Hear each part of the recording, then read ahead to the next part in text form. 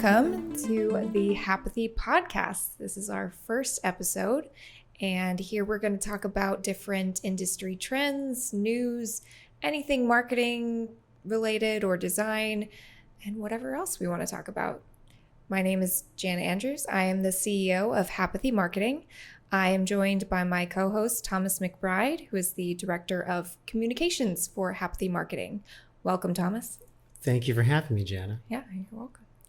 So what are we talking about today? So today we are kind of going to go over some interesting things that have been popping up on social media and the news. And I'm sure that whenever you scroll through your feed, you just see it over and over again. Now, when you say interesting, you mention interesting as in, wow, this is amazing, or interesting like, my God, I can't believe I just heard that. Well, it depends who watches it. That's true. That's true. I think from our perspective as marketing experts in our field, it's we're going to criticize a little bit. Yeah, I think being critical is good right now. So why don't you tell everybody about Happithy Marketing a little bit, how you came up with the idea, how you made it come to be to where it is now, and what it is we do, I guess. Yeah, so Happithy Marketing was started about 3 years ago. We had another company that was marketing focused, but more for aesthetics. But we got a lot more industries that weren't aesthetics. And so that's why we wanted to build another company that was focused on all the other industries, but also had more of a innovative focus for all of these emerging technologies that are coming out, more tech-based and high-end services. So we were trying to think of the name, and we think of our current clients and how everybody always tells us that we're very easy and happy to work with, which we love. And we just know how to get things done. And so we combined happy with pithy, and which means about just concise, getting things done. Right. So those two concepts, then Happithy was born. I think one of the great things about Happithy and how you've structured it is a good blend of the traditional marketing, which everybody still needs and has to have, no matter how many cool toys and things come out, you still need the basics. You know, in this case, Happithy's really great at custom web designing, the social media management, SEO, things like that, things that are needed. But also, you've done a really good job, I think, at structuring the company to kind of keep a pulse on what you were talking about, those emerging trends. And now that like Happithy is able to do those high-end things like virtual reality, augmented reality, mixed reality, high-end video production, and just kind of seeing where those are going to be taken off in the future. I know we've talked a little about also getting into Web3, blockchain, metaverse, NFTs. All the really fun stuff. Yeah, it is. It's all the fun stuff, amazing stuff. And we can definitely have, I think, a lot of future episodes talking about any one of those things, because I think those are going to be really big in the future.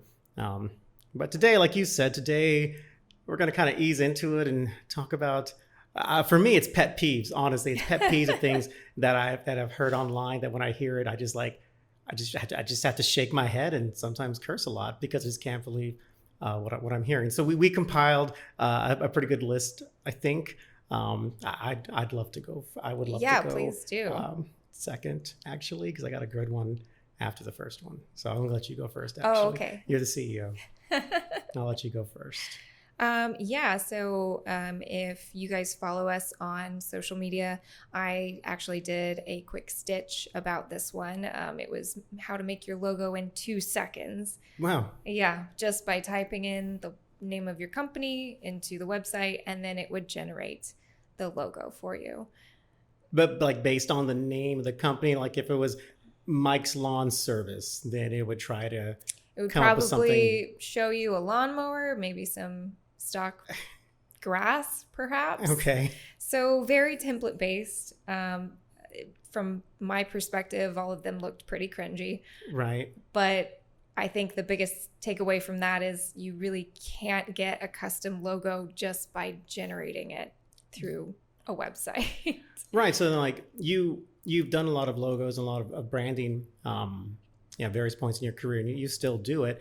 What's that process versus let me just type it in and let this computer generate it for me? So whenever a client requests a logo and we go through a whole brand development session. So it's not just, okay, what's the name of your company? And, oh, okay, it's named Princess Pass. I'm going to do a crown. Sometimes, sometimes it's a little more in depth. Sometimes the client may want that. And in the end, we always, go with the client. We'll make recommendations along the Right. way, being experts at like what we do and doing research. But it is very heavily researched in the beginning. So we get the concept of what their business is along with the name. We always ask, what colors do you hate? Because sometimes people, the colors that they like, they have no idea where to start. So knowing what they really don't like is super helpful, because then we know what to avoid, because sometimes you accidentally throw in something that they hate and it throws them off course. Right.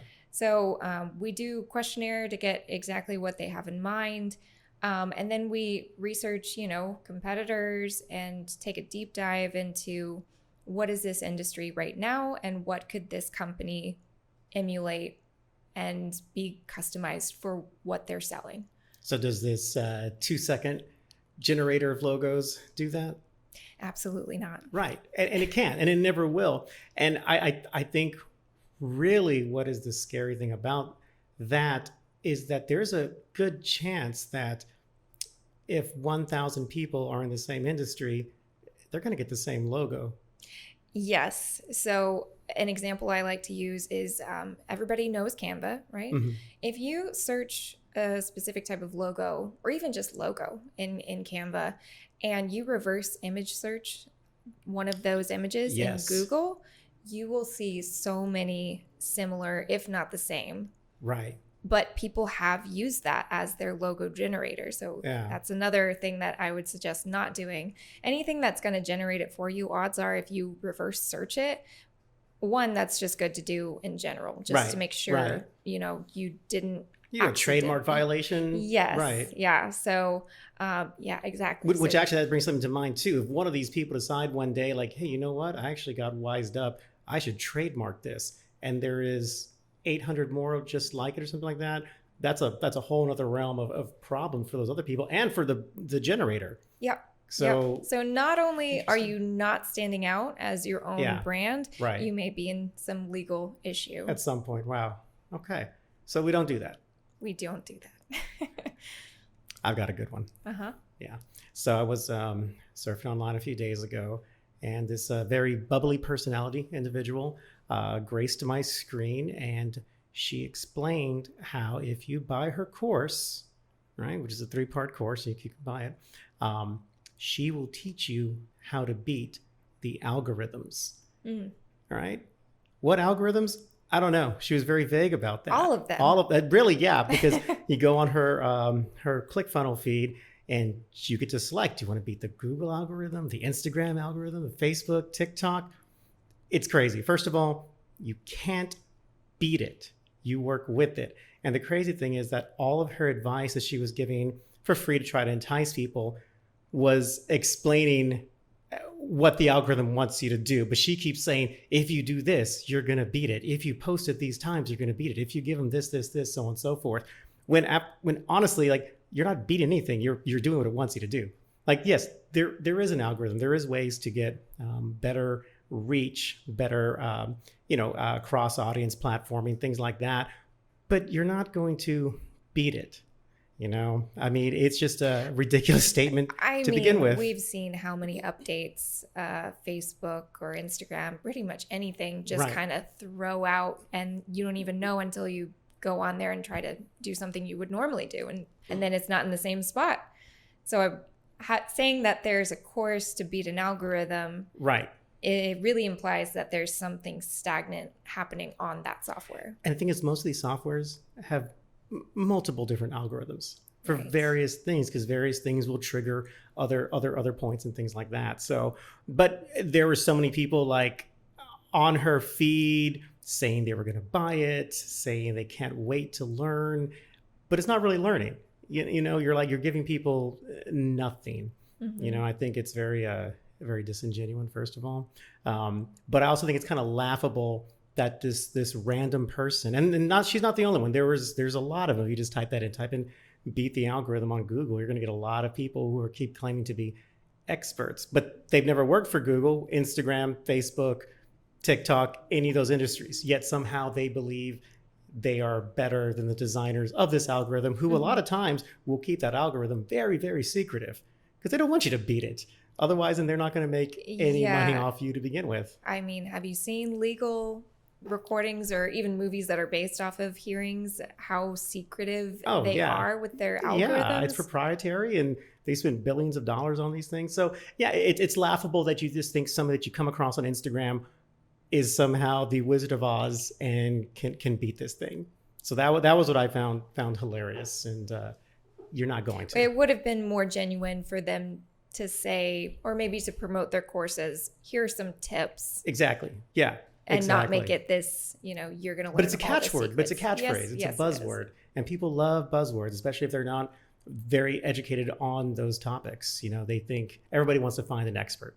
Everybody wants a guru for something, but you got to be careful who you pick because you will get what you pay for as well.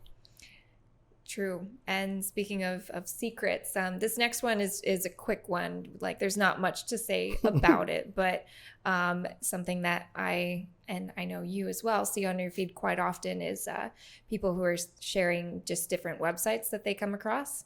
But they always start the video the same way, where they're just like 7 websites that feel so illegal to know, or that Google doesn't want you to know. Yeah. And I think we can all agree at this point that if Google didn't want you to know about it, it would not be up. Right. Or I saw one actually today. I'm going to share with you this website, but you have to promise me you're not going to do something bad with this knowledge. Oh my God, shut up. That's terrible. You know what I mean? It was just awful to hear.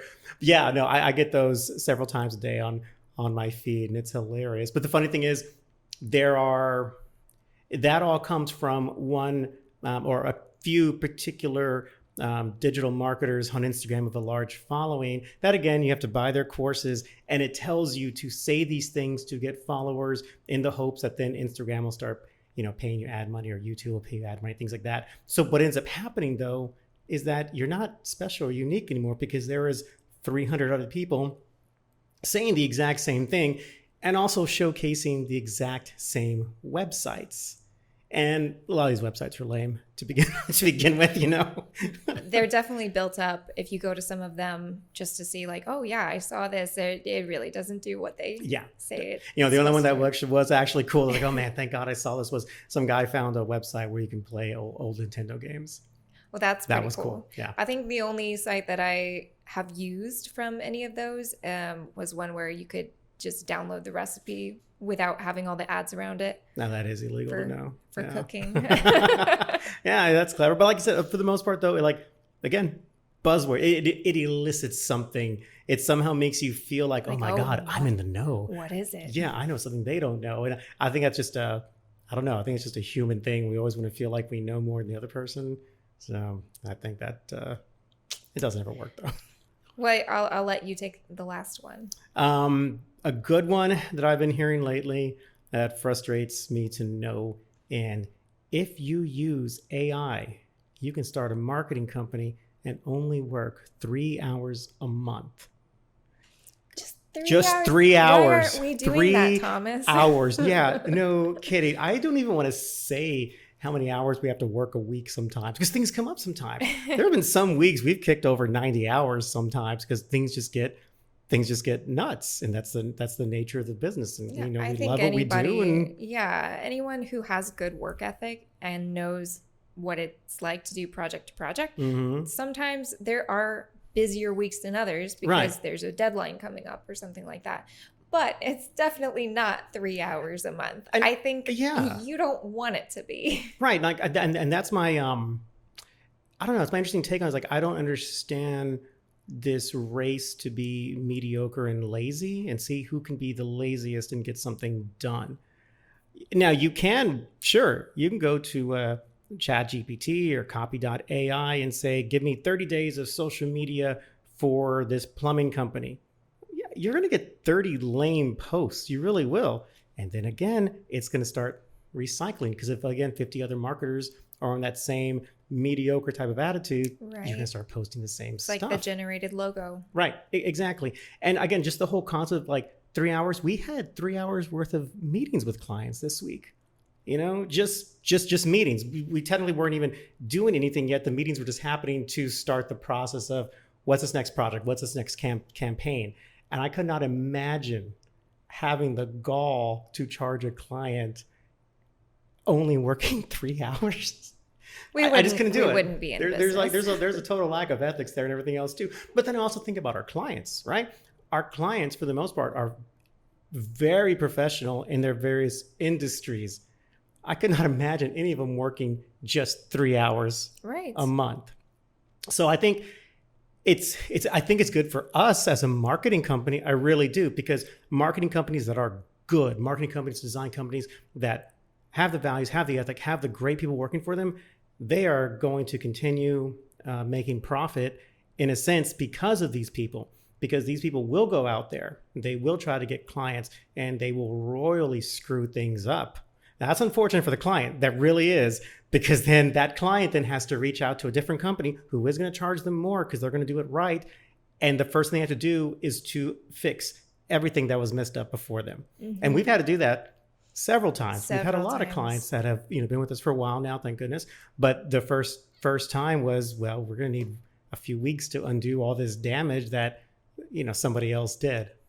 So I mean, yeah, like you said, it's the same of any industry. If you go to somebody who charges you $50 to install a new AC system, yeah, odds are it's probably not going to last very long. And then you have to spend more money for them to take it out and then get a new one, yada, yada. So yeah. So I think the moral of the story is it's okay to work and be good at your craft.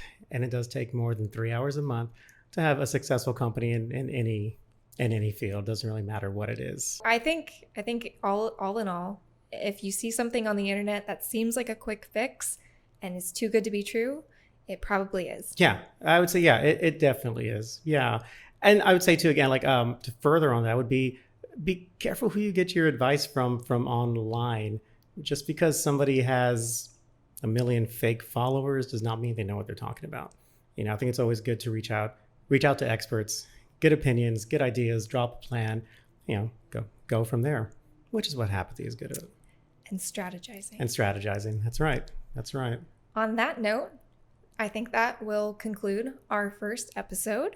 Thank you all for tuning in. If you are in the market looking for an excellent marketing agency that works more than 3 hours a month and does what we say we're going to do, you can visit us online anytime at happithy.com, and you can contact us there, or you can direct message us on Instagram. And tune in for our next episode, where we're going to kind of talk over some emerging technologies. And there are some cool stuff. Some very cool stuff that's coming out. Feels illegal now. So illegal. Well, I'm looking forward to that. Me too. Thank you, everybody. Thank you.